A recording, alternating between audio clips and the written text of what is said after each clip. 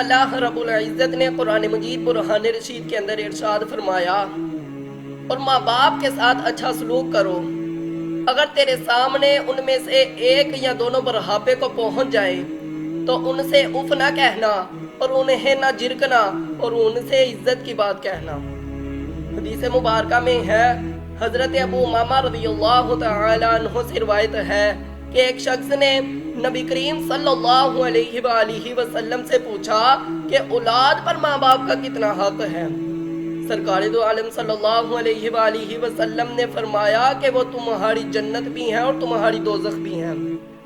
یعنی اگر تم ماں باپ کی فرما برداری اور خدمت کرو گے اور ان کو راضی رکھو گے تو رب تعالیٰ تجھے جنت عطا فرمائے گا،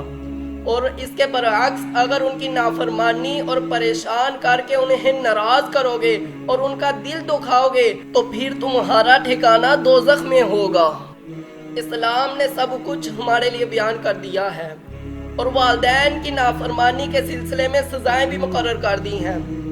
لیکن ان سب کے باوجود اگر معاشرے کا جائزہ لیا جائے تو بہت افسوس کے ساتھ یہ نتیجہ دیکھنے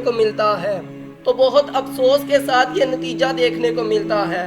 کہ اکثر اولاد اپنے بزرگ والدین کی نافرمانی ہی نہیں بلکہ ان کو پریشانی میں مبتلا کرتے ہیں۔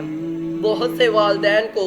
تو گھر سے بھی بے گھر ہونا پڑتا ہے، لیکن پھر بھی وہ اپنی اولاد کو خوش دیکھنا چاہتے ہیں۔